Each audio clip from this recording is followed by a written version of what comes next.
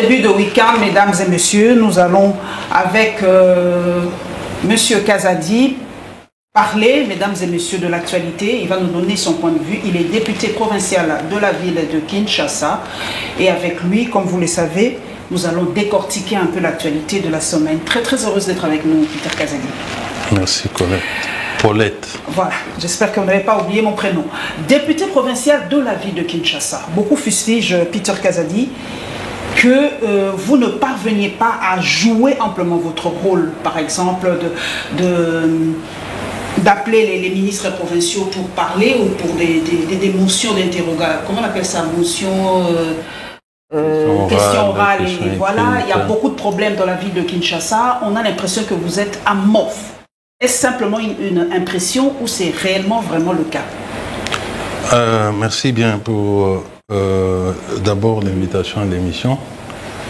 Par rapport à votre question, c'est vrai, nous entendons toutes ces critiques-là, mais ce que j'aimerais ici faire souligner est qu'il y a une différence lorsque vous êtes en dehors des institutions et lorsque vous êtes dedans. Interpeller les ministres, il y a bien des raisons, mais aussi, ici on dit qu'il n'y a pas de travaux qui se font dans la ville de Kinshasa, mais nous voyons quand même un effort qui est en train de se faire. Il faut reconnaître. Il faut voir là où était la ville lorsque l'actuel gouvernement provincial a été mis en place. Il y a un ancien qui a duré pendant des années, même des décennies, où on ne nettoyait même pas la route. Aujourd'hui, nous voyons des gens qui s'activent à nettoyer la route. C'est quelque chose déjà qui s'est fait. C'est vrai que cela n'a pas touché même les 50% de la population. Quoi de plus normal que cette population qui a soif de voir sa vie changer puisse être beaucoup plus regardant et même sévère avec des politiciens. À l'Assemblée provinciale de Kinshasa, des questions sont posées. Comme vous l'avez dit, parfois on en parle même dans les médias. Okay. Et j'aurais aimé que vous, journalistes, vous puissiez aussi nous aider à répondre. Quand je vais dire ça, on va dire... Ça encore, c'était la question qui allait suivre. Je maintiens. J'allais vous demander d'éclaircir un peu ce point. Je maintiens cette position. Les journalistes n'ont pas que pour rôle de critiquer ou de dire ce qui ne va pas. Mais c'est aussi de dire ce qui va. Nous sommes une institution, il faut venir couvrir ce que vous ne faites pas. Si vous avez des attachés de presse là-bas qui couvrent nos activités, ils peuvent aussi nous aider à informer la population. Mais quand vous, ou des fois vous avez l'info, vous gardez ça pour vous, vous ne prenez que vous exploitez l'ignorance de la population, ça fait très mal. Ce n'est pas bon, ce n'est pas ça le patriotisme. Je sais, Peter Kazadi, moi je vais poser clairement la question. Donc, la faute nous revient à nous, journalistes, parce que nous ne donnons que le mauvais côté des choses. J'aimerais bien qu'on s'entende sur cette question. J'ai fait l'objet d'un lynchage médiatique et même la colère des journalistes. Je n'accuse pas les journalistes comme étant responsables. J'ai dit que les journalistes n'aident pas. Vous êtes journaliste. Je vois tout le temps des journalistes dans la salle de nos réunions. Mais il y a des interpellations, il y a des questions orales. Nous avons fait partir les DG de la DGRK. Nous avons fait partir la gestionnaire du marché des libertés. Nous avons fait partir un autre DG d'une régie financière. Mais pourquoi est-ce qu'on n'en parle pas? Pourquoi vous n'en parlez pas? Mais vous êtes les premiers à venir dire que vous ne faites rien, vous n'interpellez pas, alors qu'on les fait à l'hémicycle. Moi, je ne suis pas journaliste, n'est-ce pas? Je suis député, je ne vais pas passer tout mon temps dans les médias pour dire, voilà, à l'Assemblée, on a fait ça. Non, c'est vous les journalistes, comme vous êtes présents. Vous devez répercuter ce qui se passe. Mais seulement, si vous apprenez qu'il y a quelque chose de pas normal là-bas, vous sautez sur ça. Exactement, c'est ça notre métier. Nous, on nous a appris ceci. Vous n'allez pas nous apprendre notre métier et je ne vais pas vous apprendre le vôtre. Chez nous, on dit quand un train arrive à l'heure, ce n'est pas l'info. Mais quand un train arrive en retard, c'est l'info. C'est peut-être une déformation professionnelle. Nous ne voyons que le foie. C'est que vous appelez le mauvais côté des choses. Nous appelons ça l'information. C'est ce que nous on nous a appris. C'est vrai. que ce qui est normal, c'est votre travail d'interpeller. Ça, c'est quelque chose de normal. Quand un père nourrit son enfant, on n'a pas le droit d'en parler parce que c'est son job. Mais quand les enfants meurent de faim, là, ça tique. Pourquoi les enfants meurent de faim? C'est ça notre rôle. Faire voir que ça ne va pas au lieu de... Ce qui est bon, c'est ce qui est normal. Vous taisez. Ouais, c'est ce qui est normal. C'est ce qui se fait. Mais la com, ça, c'est autre chose. Peut-être c'est comme il y a ceci. Non, la communication, Peter Kazadi, ça existe. Il faut maintenant savoir différencier la communication et le journalisme. C'est là où il y a faute. C'est pour ça que les journalistes vous ont lynché. J'ai dit ceci. Je ferai un effort avec mon équipe de descendre de temps en temps pour prendre les bonnes. Vous nous avez interpellés. Je prends l'exemple de ces pères de famille qui, depuis des années, ne fait que nourrir ses enfants. Un jour, parce qu'il n'a pas été payé... Le journaliste sera là. Attendez, parce qu'il n'a pas été payé et qu'il n'a pas donné à manger, du coup, vous les prenez, vous dites, ce papa était mauvais, il ne nourrit pas ses enfants sont affamés, tout ça, sans donner la raison pour laquelle le papa est arrivé dans cette situation-là. Mais nous allons donner la raison, Peter. Est-ce que vous donnez la raison? Vous limitez à ne voir que ce qui est mauvais. C'est ça le journalisme au Congo. Ah bon. Et nous sommes votre image, en plus, c'est votre oui, bon, oui, c'est l'image de notre société. Oui, il ne faut pas seulement tout mettre sur le dos des journalistes. Et même les politiciens, pour la plupart, des médiocres. N'est-ce pas? Ça, mais nous devons changer. Il faut que nous devons tous changer, chacun dans son domaine. Là, vous avez raison. Et nous devons aimer les pays. Nous devons poser des actes. Imaginez-vous, lorsque les gens... je risque d'aborder beaucoup de choses. Je vous en... Aimer le pays, c'est simplement le bien et déjà non. C'est aimer les pays, c'est de relever ce qui ne marche pas et proposer des solutions. C'est notre pays. Okay. Et c'est ça même le rôle politique de l'opposition. Il faut constater ce qui ne marche pas, vous proposer des pistes et des solutions. Mais ce n'est pas le cas ici. On se limite à dire, détruire tout ce qu'on fait est négatif. L'opposition ne donne jamais des pistes de solutions. Par exemple, la MOUCA vous a donné une fiche de route ou quelque chose. Pour qu'il arrive au pouvoir, non? Est-ce que la MOUCA a déjà montré un plan pour construire une route qui quitte la gare centrale jusqu'à l'aéroport? Avec des données que si moi je prends le pouvoir, je vais construire... Vous avez fait ça quand vous étiez à l'opposition? Si on ne l'a pas fait, on faisait partie de cette classe politique des médiocres. Et nous devons changer. Ce n'est pas parce que moi j'ai fait et que je dois admettre... non. Les rôles... Regardez les débats qui se passent en France. Et les gens parlent technicité, chacun avec un projet de société chiffré, avec les moyens par lesquels il va arriver à réaliser ça. C'est le travail des conseillers. Hein. Ne l'oubliez pas, Macron a une équipe d'experts qui travaille à l'ombre. Mais quel est le rôle des conseillers du chef? Personne ne lui donne ces chiffres-là. Je vous en prie, vous pouvez prendre de l'eau. Tout ça, c'est l'état de notre société que nous devons changer. On doit aimer les pays. Le tout dernier cas, Alinguete, qui n'est pas aimé tout simplement parce qu'il traque des voleurs. Il est à l'étranger, devant des potentiels investisseurs. Des potentiels investisseurs. Il fait une communication patriotique, stratégique. Tu vois les Congolais qui sautent sur lui.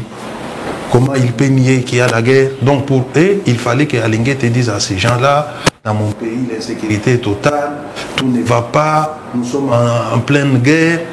Est-ce qu'on est bête, on est idiot, imbécile pour aller raconter des choses comme ça? Et ce qu'il dit, il dit effectivement chez nous, il y a des actes qui se posent, mais qui ne sont pas une guerre générale. Et aujourd'hui, tout le monde est d'accord qu'il y a le terrorisme à l'étranger, quoi, à l'est du pays. C'est comme ça que nous appelons ça. C'est le terrorisme. On a attrapé même. Le terrorisme, c'est un phénomène international. Il y a des gens de multiples nationalités qui viennent combattre une cause idéologique avec espoir de renverser les systèmes et installer leur ordre. Ce qui est bizarre, il est beaucoup plus attaqué par les gens du pouvoir, ce qui semble bizarre. C'est que nous ne comprenons pas. Nous. Écoutez, je ne vais pas rentrer dans ces débats-là. Moi, je trouve ça trop petit. Les gens du pouvoir. quelqu'un qui est au pouvoir, mais c'est lui qui gère, c'est lui qui est le plus contrôlé. On va suivre celui qui est dans l'opposition comment? Fayoul, on va les contrôler sur base de quoi? Peut-être s'il n'a pas payé l'impôt de son hôtel, par exemple. Mais si on les fait, il va accuser les gens. Donc, ceux qui sont au pouvoir, ce sont des gestionnaires. C'est derrière eux que Alinguete doit suivre leurs actes qu'ils posent. C'est normal qu'il y ait ces chocs. Doit-il démissionner, selon vous? Non, il ne doit pas démissionner. Il fait très bien son boulot. Et il est dans la vision du chef de l'État et le président l'aime comme ça.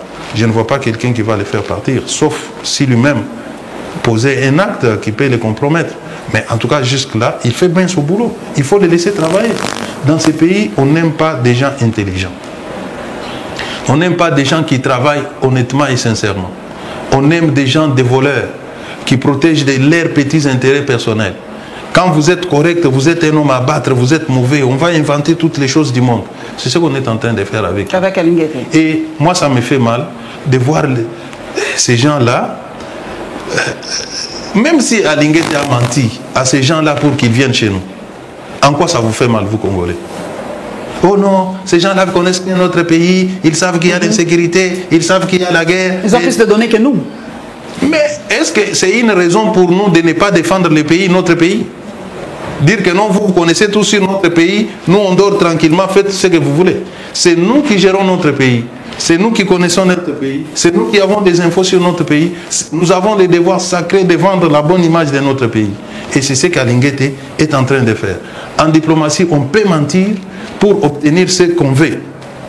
Et que les patriotes, les compatriotes s'élèvent pour dire « Oh, il a menti !» Mais il a menti qui? Au profit de qui? Si ces gens-là venaient ici, ils investissent, ils vont donner du boulot à nos compatriotes. Mais vous leur dites non, ce qu'Alinguete a dit là, il a menti, c'est un menteur. Il y a vraiment un lever de bouclier pas possible. Hein, et quand on dit ça, vous voyez quelqu'un, avec les réseaux sociaux, hein, qui ne sait même pas écrire, il vient, il vous insulte, il dit vous n'avez pas de cerveau, vous êtes bête. On vous insulte comme ça. C'est ça les réseaux sociaux. Il a donné la parole vraiment aux imbéciles, comme on dit. Nous allons aller à l'UDPS.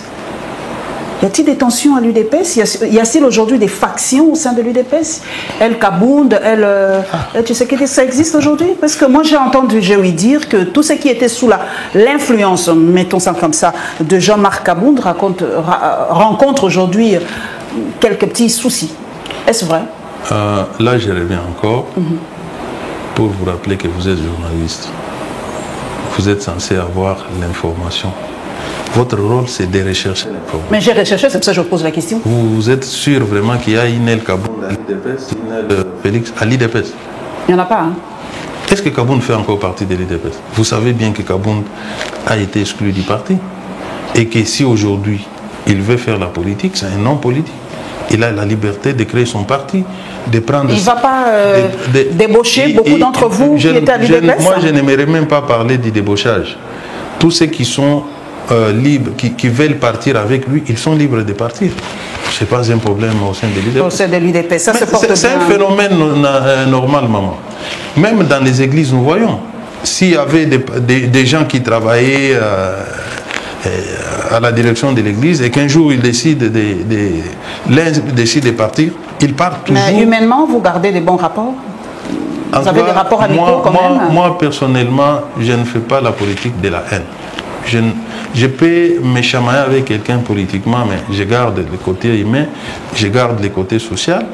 Je n'ai jamais de problème avec Kabound. Ce qui s'est passé à l'Assemblée nationale, Peter Kazadi, c'était simplement un plébiscite. Pourquoi il n'y avait pas plusieurs candidats? Pourquoi l'UDPS n'a pas présenté plusieurs candidats? Parce qu'il y avait Henriette Ouamou qui voulait aussi être vice-président à l'Assemblée nationale. Pourquoi vous avez jeté votre dévolu sur le prof Mbata? La loi sur les élections, en général, comme gouverneur, vice-gouverneur, et même là-bas, on ne peut pas admettre qu'un seul parti présente des candidats.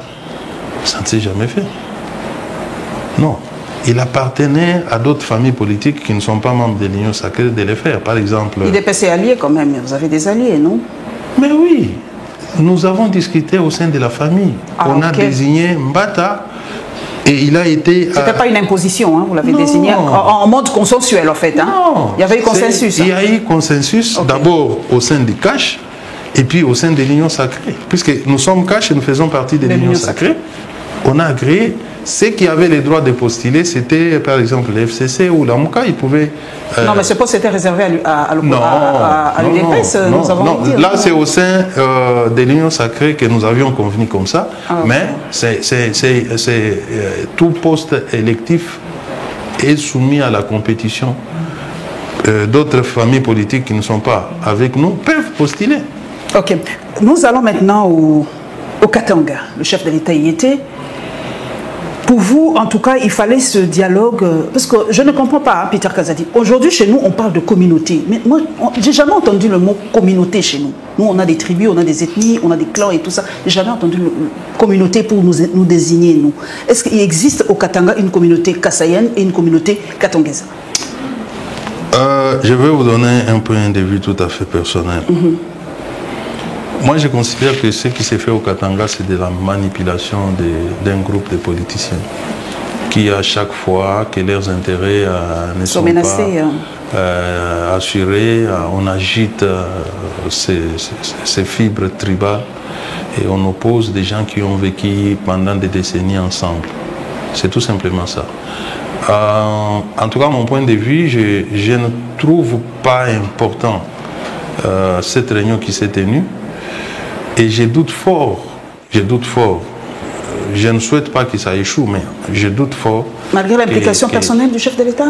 Mais le chef de l'État fait son travail. Mais pour qu'il y ait la paix, on fait la paix avec tout le monde. Est-ce qu'il y a un problème? Est-ce qu'il y a un problème entre cette communauté, entre les deux communautés? Moi, je sais qu'il n'y a pas un problème. Ce sont des gens qui ont vécu ensemble depuis des années. Ce sont des politiciens, à chaque fois. Regardez en 92, Ngouz, pour se confirmer dans sa posture de Premier ministre, il avait fait ce qu'il avait fait.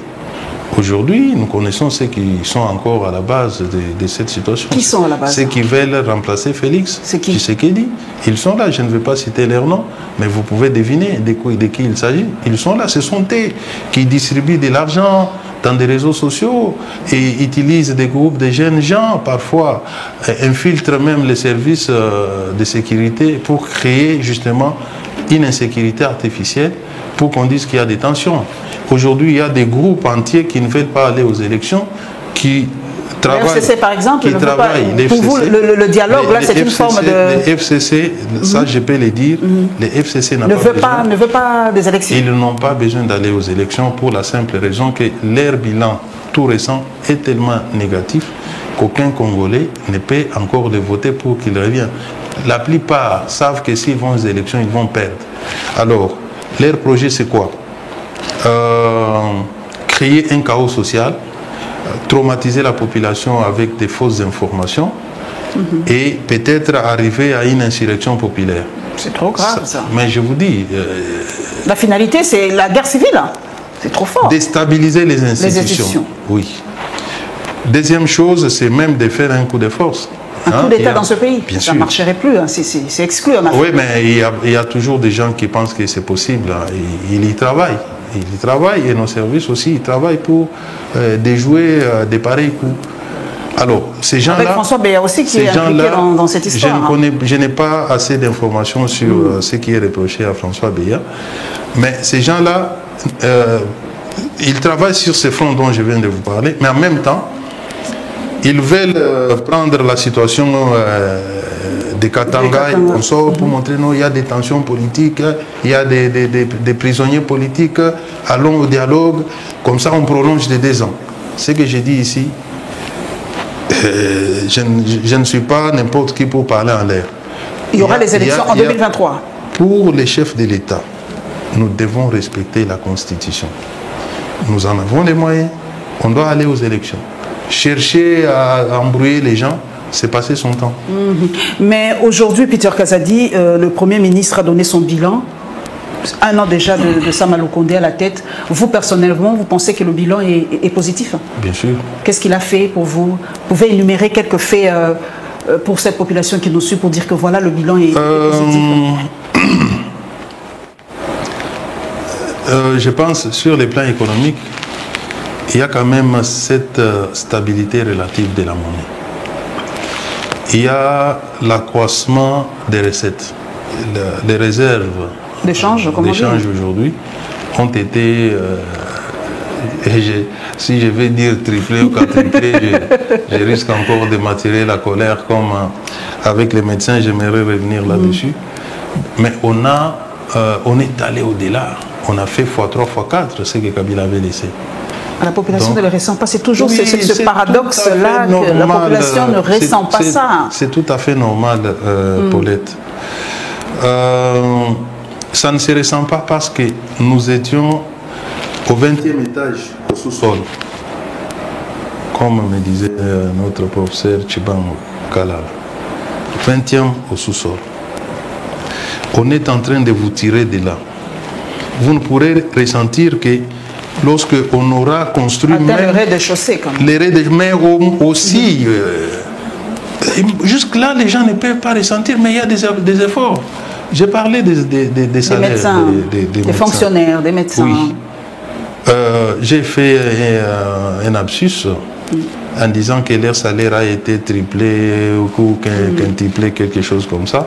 J'en ai vu d'autres qui ont sauté sur l'occasion, qui font des déclarations qui ressemblent à des déclarations politiques, alors que moi je ne suis qu'un simple député provincial qui n'a pas les pouvoirs de traiter des salaires des gens, mais j'avais des informations. C'est quoi? Ses amis, ils touchaient comme prime en 2019 460 $. Avec l'avènement de Félix Tshisekedi, on est en train d'améliorer. Aujourd'hui, ils sont à 700. Ça, ce sont des primes, sans compter leur salaire. C'est ce que je voulais dire. Lorsque vous regardez de 460 à 700, on peut avoisiner les doubles. C'est tout ce que je voulais faire. Et quoi, je voulais dire.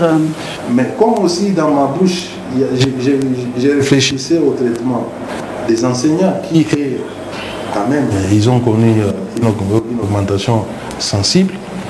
Bon, j'ai parlé comme j'ai parlé, mais ce n'est pas une manière de provoquer les médecins, d'engager une guerre avec eux. La moindre des choses qu'on aurait dû faire, c'était peut-être de m'approcher. Honorable, vous avez dit ça. Mais rétablir la vérité. Ce que vous avez dit, c'est pas vrai. Voilà ce que. Ça, les réseaux sociaux, notre situation, vous ne pouvez pas. C'est très difficile avec les réseaux sociaux. Mon rôle comme député, c'est justement de plaider la cause sociale de nos populations. Je ne peux pas sciemment venir à la télé, commencer à dire que tel, on a augmenté, alors que je suis conscient que ce n'est pas le cas. Ça serait vraiment de l'irresponsabilité que je ne peux pas me permettre de faire. Avant de parler de la réforme électorale, la loi qu'on doit changer, nous allons prendre un peu le projet de loi de Bahati, de M. Bahati, par rapport aux terres. Ça a vraiment levé un tollé sur la toile. Beaucoup disent que c'est une façon indirecte de vendre nos terres. Beaucoup disent non, voilà, c'est déjà fait. D'ailleurs, les terres sont déjà vendues. Ils veulent simplement formaliser, rendre ça voilà, officiel un tout petit peu. Moi, j'écoute cette population, je lis l'étude des populations et quand je reçois quelqu'un, un invité qui a peut-être droit à la parole ou qui a beaucoup plus d'informations que nous, puisse nous dire, puisque j'ai ouï dire que le Kasaï se vide, le Congo profond se vide et on a besoin de donner ces terres aux étrangers, entre guillemets. Je ne comprends pas très bien. Vous qui êtes un homme de loi, est-ce que cette proposition de loi va nous aider sur le plan agricole? Est-ce que vous comprenez la crainte de vos compatriotes? Je dois vous avouer que je n'ai pas lu personnellement les contenus de la loi, mais j'en ai entendu parler. Nous devons protéger non seulement nos terres, mais également nos populations qui vivent sur ces terres. Moi, je ne militerai jamais à ce que nos terres, quand bien même on dit que les Kasaï se vident, donc ça veut dire qu'on va remplacer les Kasaïens par d'autres peuples, entre guillemets. Non. Est-ce que, objectivement, Paulette, vous pensez que pareille chose peut se faire? En RDC, on ne sait jamais. Peter Kazadi, on ne sait jamais. On a eu le 1+4 chez nous, on ne sait jamais avec nous. Oui, mais le 1+4, est-ce que c'était pour vendre la terre? Non, c'est une façon de dire que quelque chose qui ne s'est jamais fait peut se faire en RDC. C'est une architecture pour répondre à un besoin politique. Mais aller vendre nos terres à des étrangers parce que ceux qui y habitaient ont quitté. Quand vous restez seulement vous, il y a ces débats qu'on ne peut pas faire. Non, je vais lire, s'il vous plaît, je vous coupe un peu la parole, parce que vous dites que c'est peut-être pas possible. Je lis le tweet de Stani Boujakera Chamala, Équateur, RDC, Équateur, une société indienne accusée de forcer 7 communautés, je ne comprends pas pourquoi ces derniers temps on parle de communautés, moi j'ai dit tribus, à signer des contrats de cession de leur forêt en faveur d'un projet REDD+, pour une durée de 100 ans. C'est ce que nous on dit. Quand des sociétés viennent, par exemple, les fermiers vont venir, durée de 100 ans, 20 ans, 25 ans, c'est toute une génération. C'est la peur de Congolais de perdre cette terre-là au profit des étrangers, même si on doit se développer. C'est la crainte des Congolais. Paulette, c'est ce que je déplore aussi, cette façon de présenter les choses. Comment ça? Est-ce que vous connaissez les soubassements, si cela est vrai, hein? Les soubassements qui fait que cette société aille tenter de forcer. Est-ce qu'il y a un document à la base? Est-ce que nous avons lu ce document? Est-ce que nous avons compris? Il y a beaucoup de contrats qui sont signés ici, dans ces pays. Surtout sur le domaine des forêts, même à Linguet, il y en a parlé. Il y a des contrats léonins sur les forêts. Il y en a plein. On parle seulement des mines, mais notre forêt est bralée aussi. Il y en a plein. Il y en a aussi d'autres qui sont corrects. Qui sont corrects. Mais quand quelqu'un amène son argent pour vous construire par exemple des habitations, des logements que vous n'avez pas, c'est un exemple que je donne. Nous évaluons les pouvoirs d'achat des Congolais. Si ce sont des immeubles à caractère social, on évalue. Si on dit qu'on construit par exemple pour les fonctionnaires, nous connaissons les salaires de base de nos fonctionnaires, on calcule dans combien de temps ils peuvent rembourser la dette. On peut dire 50 ans. Même en Europe, il y a des gens qui s'endettent, qui remboursent dans 50 ans. Mais quand on dit aux Congolais, et l'État a donné des terres à une société qui va construire pour loger des gens, et que le contrat va durer 50 ans, les Congolais ne vont pas voir les bienfaits des logements qu'il va bénéficier. Il va regarder seulement la durée. Ah, on donne ça 50 ans, on donne ça 50 ans. Mboko, vraiment. C'est ça, le rôle du journaliste, c'est d'aller fouiner, apporter aussi l'information. Ne laissons pas notre population dans l'ignorance. Votre rôle, c'est de rechercher. Stani a écrit ça. Mais il devait dire que c'est sur base d'un contrat signé avec l'État congolais. Ça, c'est à eux c'est dans l'article. Il faut relever. Là, j'ai donné le titre. L'article est là, donc c'est à la population de lire l'article. Les Congolais, d'abord, n'aiment pas lire. Ça, c'est faux. Les Congolais lisent. C'est aussi une mauvaise image. Les Congolais lisent des petites phrases comme Stani a écrit là. Des phrases courtes. Hein? Et il retient, même sans comprendre, il commence à propager. Il ne connaît pas les contenus. Il y a des vidéos où on peut dire Peter Kazadi déshabillé. Ah oui, ça, j'en ai vu. Vous voyez? Mais quand vous suivez la vidéo, il n'y a rien dedans. Mais en même temps, même 100 personnes me renvoient la vidéo, juste puisqu'il a lu le titre. Et les titres, quand je suis la vidéo, je lui dis, mais les titres et les contenus ne correspondent pas. C'est ça YouTube. C'est ça. Non, ce n'est pas YouTube. C'est la culture des Congolais qui n'aiment pas lire. Prenons par exemple cet extrait, un autre tweet ici de mine.cd. La RDC autorise la Zambie à installer une usine de fabrication des batteries électriques à Lubumbashi. Les gens vont me poser la question. Est-ce que le Congo est incapable d'avoir cette usine? Pourquoi nous-mêmes Congolais, nous ne parvenons pas à créer nos propres usines? C'est vrai qu'il y a la mondialisation, on a déjà parlé de ça out of record, mais comment Peter Kazadi peut expliquer à une fille de 18 ans, 17 ans, que c'est la Zambie qui doit installer son usine ici et pas la RDC? Parce que nous avons tout ça, nous avons les lithium, nous avons le coltan, nous avons tout ça, mais comment nous ne parvenons pas, nous, à avoir nos propres usines? Même une ou deux, et la Zambie vient ajouter. Vous savez, là où est basé Apple, comment vos téléphones ici, iPhone, l'usine de production. Moi, j'ai pas iPhone, moi j'ai Samsung. L'usine de production de Samsung se trouve où? C'est en Corée. et des iPhones. Non, je sais pas trop. Moi, je n'utilise pas. Vous trouverez beaucoup d'usines, beaucoup de marques occidentales qui se trouvent, dont les usines Ils ont délocalisé. sont en Chine. Pourquoi ils font ça? Et si c'est nous qui faisons ça, ça devient un crime. Non. Au jour d'aujourd'hui, le monde d'aujourd'hui vit sur la mutualisation des efforts. Nous avons la matière première. La Zambie amène les usines, c'est-à-dire les moyens technologiques, et on exploite ça sur notre terre, chacun prend sa part. C'est ce qu'on appelle une coopération mutuellement avantageuse. Coopération sud-sud, en fait. Voilà. C'est encore mieux. Et cela favorise la paix. Vous savez pourquoi il y a l'insécurité à l'est du pays? C'est parce que nos voisins convoitent nos minéraux. Si vous ne voulez pas coopérer avec eux, ils s'organisent pour venir prendre avec la force, des forces. Et ça nous demande du temps pour organiser notre armée, notre sécurité, pour faire face. Et l'un des moyens pour résoudre de pareils problèmes, c'est de dire, bon, écoutez, monsieur, vous voulez prendre chez nous des forces, ne les faites plus. Venez. Amenez autant, mettez ici, on exploite, nous vous remboursons, vous prenez aussi selon votre mise. C'est ça les affaires. C'est ce que le président a fait à Nairobi en parlant avec les forces rebelles? Non. Est-ce qu'il y a eu un contrat qui a été signé avec eux là-bas? Aux forces rebelles, on a demandé de déposer des armes et de regagner les pays. C'est tout à fait normal. Il y aura encore un mixage, un brassage, Peter Kazadi? La population, en tout cas, en a peur un peu. Personnellement, je ne le souhaite pas. Vous ne voulez pas de ça, hein? Moi, je ne souhaite pas. Mais ils sont militaires, ils vont aller où?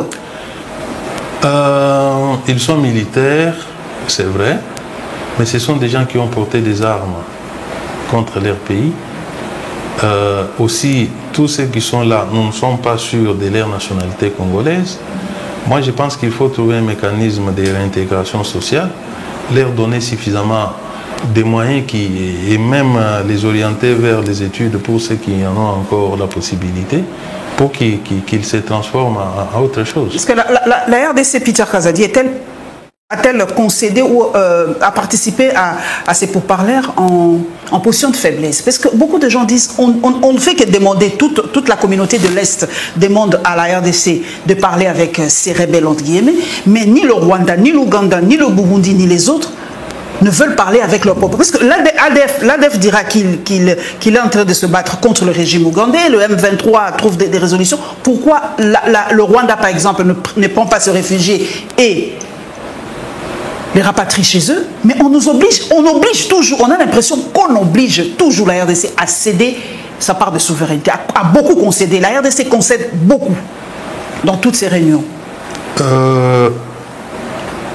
Ça aussi, je vais dire que les conflits là se fait sur le territoire congolais, n'est-ce pas? Moi, je sais que les forces de certains pays étrangers opèrent avec tous ces groupes-là. Il faut évaluer les rapports de force. Il y a plusieurs manières de régler un conflit. On règle un conflit par les armes ou par la négociation. Pendant que nous sommes en train de nous refaire, puisque la RDC ne restera pas toujours faible. La RDC un jour remontera puisque nous avons toujours été forts. C'est nous-mêmes qui nous sommes affaiblis. Mais en attendant, il faut faire avec les moyens qu'on a. Là où on peut dialoguer et donner des solutions, on essaye. Lorsque nous nous rendrons compte que maintenant trop c'est trop et que nous nous sommes organisés en interne, on réglera l'affaire d'autre manière. La diplomatie est multiforme. Il y a des négociations qu'on fait pour gagner du temps et s'organiser. Il y a des négociations qu'on fait pour trouver la solution dans l'immédiat.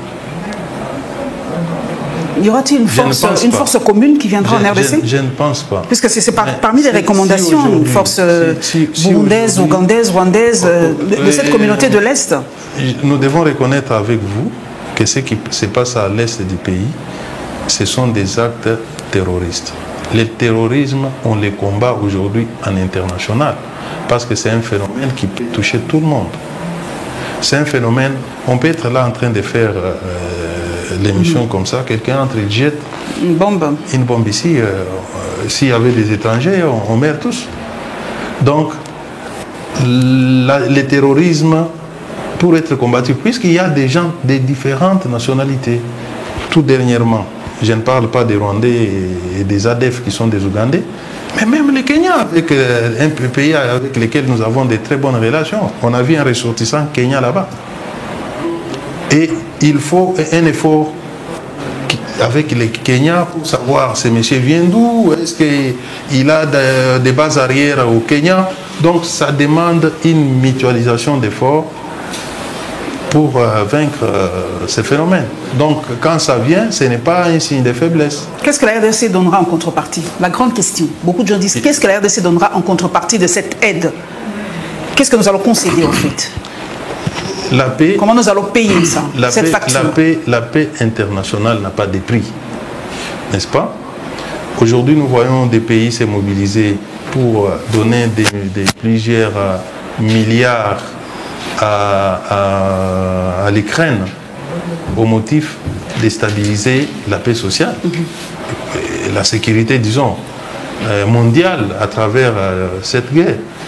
Et ces gens qui déboursent aujourd'hui des milliards, ils doivent s'attendre à quelque chose en retour. Bon, il y a bien des choses à attendre, peut-être l'influence. Hein, quand on assure la sécurité d'un pays, c'est quelque chose de positif. Puisque si demain, après la guerre, ce sont ces pays-là qui vont reconstruire, leurs entreprises vont faire des affaires. Et voilà, il y a aussi de ces guerres-là consacrées qu'on engage, ou en tout cas qu'on fomente pour des besoins économiques. C'est ce qui s'est passé, j'ai l'impression. C'est une guerre largement économique chez nous aussi. Hein. Ah, bien sûr. Chez nous, c'est une guerre économique. Chez nous, la guerre est essentiellement économique.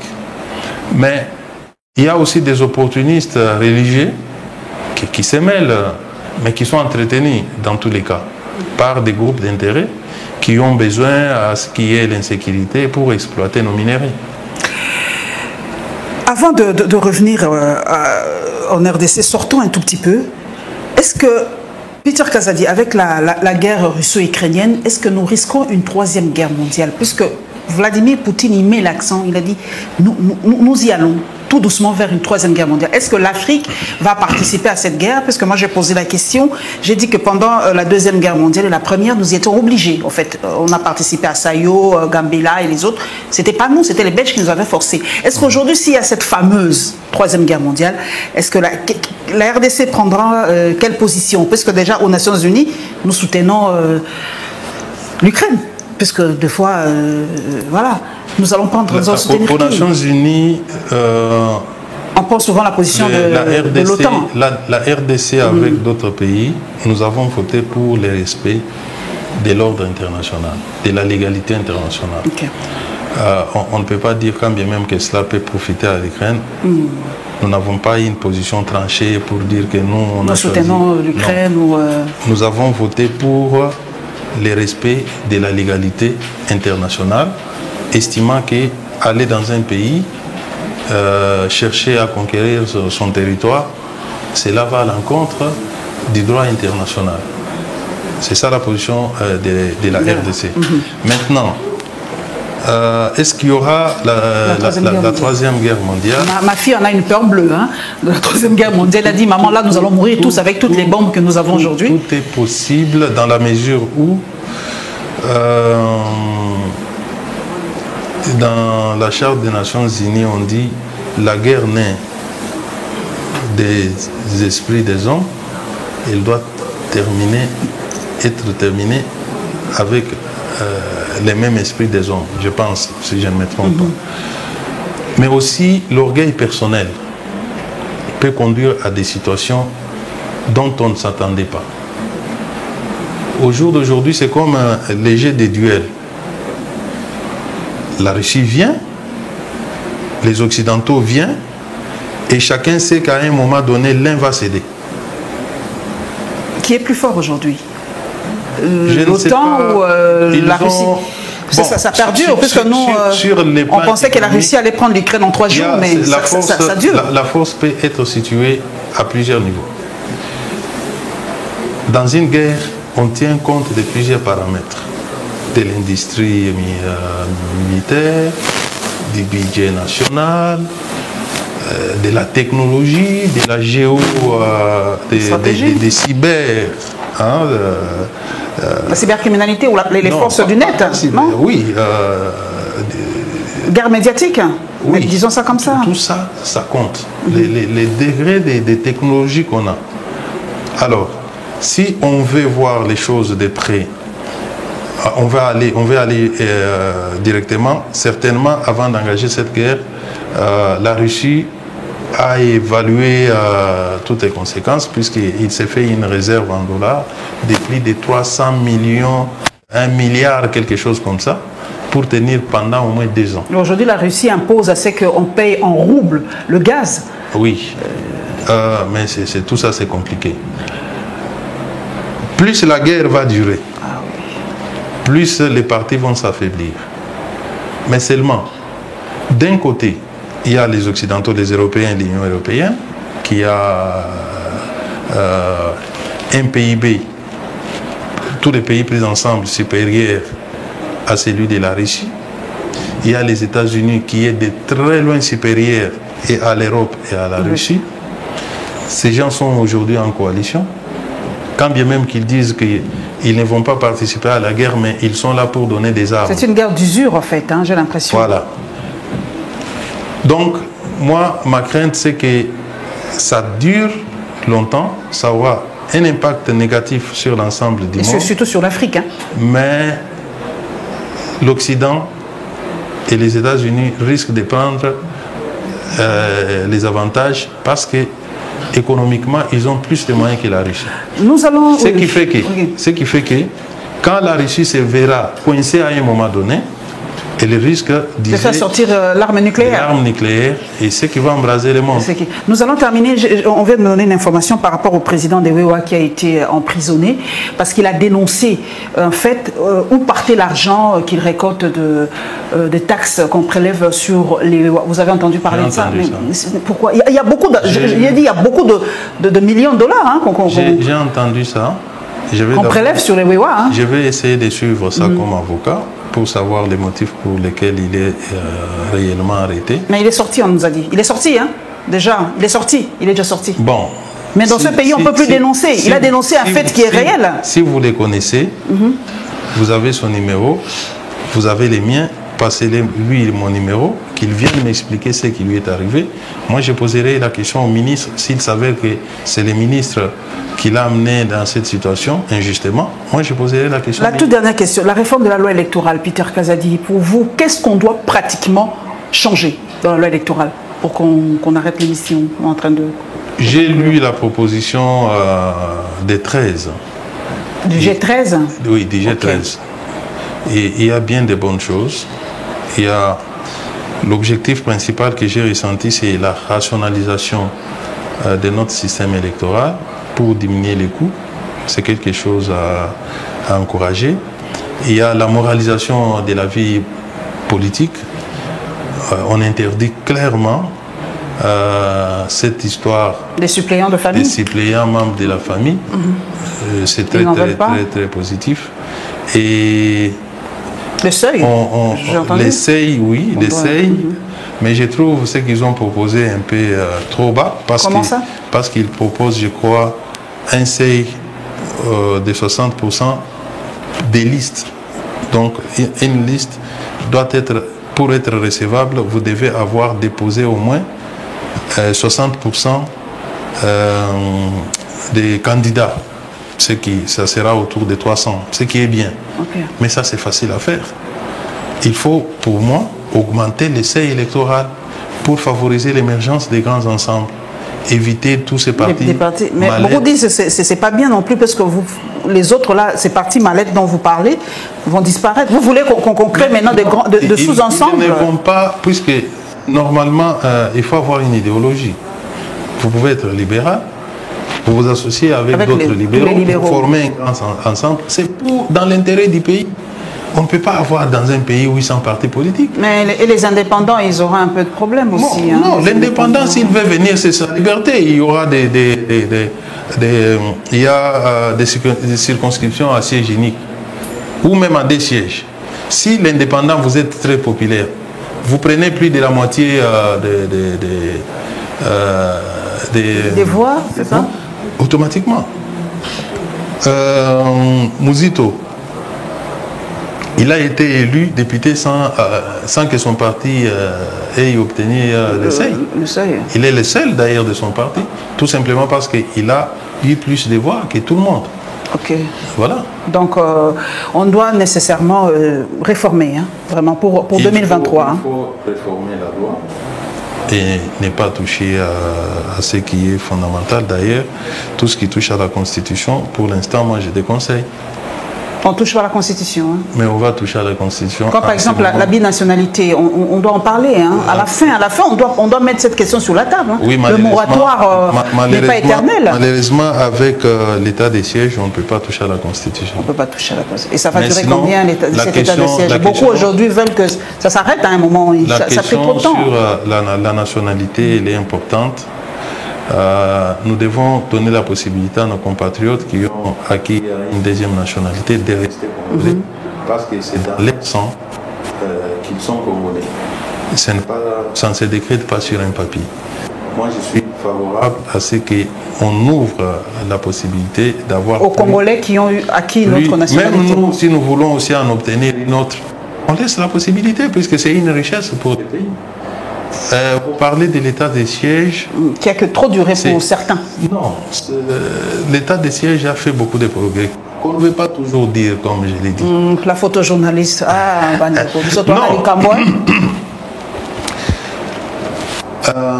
Ce que j'ai dit, je l'ai dit sciemment. Je sais que vous me direz, il faut nous payer pour faire ce travail. C'est ce que vous refusez de dire. Ben oui, c'est la com, non? Bien sûr, il faut le dire. Même ailleurs, ça se fait. Mais il y a aussi des gens qui sont payés. Où ça? À la présidence. Ah, voilà, attendez, je veux maintenant être clair avec vous. Oui, sanctionnez-les. C'est pas notre faute. Ils ne font pas suffisamment leur travail, ça, c'est clair. C'est depuis le début que moi je le fustige d'ailleurs. Mais pour les patriotes, ici, quand je dis ça, ce n'est pas que je suis bête ou je suis ignorant, je ne sais pas ce que je dis. J'en appelle à la conscience nationale. Au patriotisme. Quelles que soient nos tendances politiques, lorsqu'il faut défendre les pays, faisons-les avec amour. N'attendez pas de dire le bien de votre pays lorsque vous serez au pouvoir.